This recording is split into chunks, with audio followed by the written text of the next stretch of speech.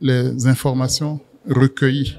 On doit pouvoir justifier tout ce qu'on dit, les méthodes utilisées, notamment d'un point de vue statistique, se doivent d'être mises sur la table pour qu'on apprécie l'exactitude, l'exhaustivité de ce qui est affirmé, de ce dont on tire quelques conclusions et recommandations, d'autant que, au fond, une observation a pour but d'aider le processus électoral à s'améliorer, à noter ce qui n'a pas été et d'y remédier chemin faisant, parfois immédiatement en situation, mais bien souvent au terme de l'évaluation du processus électoral dans son ensemble.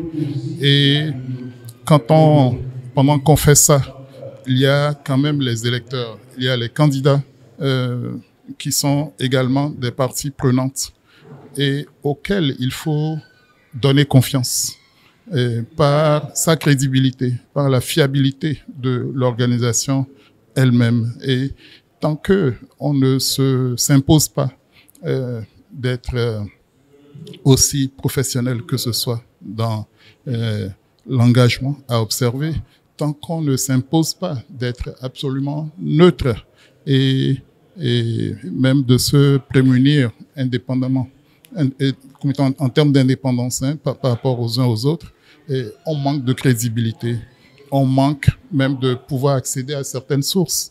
Or, l'observation suppose qu'on ait la possibilité de regarder, d'observer, de fouiller, et avec le consentement des autorités électorales, mais également des parties prenantes.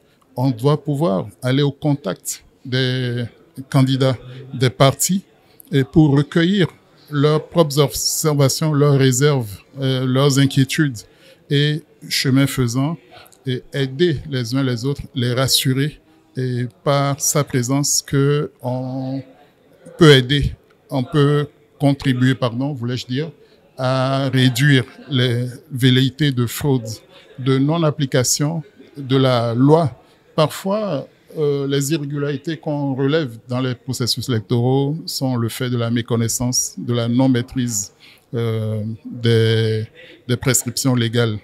Donc, c'est souvent à l'observation indépendante de relever cela et de le porter à l'attention des décideurs, notamment des organisateurs des élections et des autres parties prenantes pour qu'on améliore les processus, pour que pendant qu'on y est, les électeurs aient confiance, aient foi dans le processus électoral qui permet de décider des élus qui vont gérer, animer nos institutions.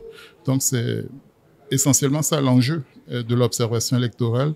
Et par rapport à la cible qui est faite de leaders religieux, il va de soi que cette cible a une autorité naturelle et peut même éventuellement jouer un rôle de médiateur. Mais on ne joue pas un rôle de médiateur si on n'est pas crédible, si on n'a pas pris soin de se documenter, de s'informer. Et c'est parce qu'on a pu observer la plus grande neutralité, la plus grande réserve, et qu'on a manqué et qu'on s'est imposé de ne pas s'ingérer indûment dans la gestion de l'élection. C'est parce qu'on a pu faire tout ça qu'éventuellement on peut être un recours.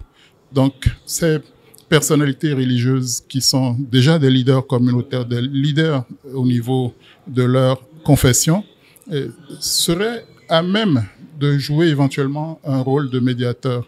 Et donc, ça suppose qu'il n'y ait pas de prise de position intempestive, qu'il n'y ait pas de déclaration anarchique. Une observation, c'est une organisation, c'est une discipline, c'est une structuration de la communication.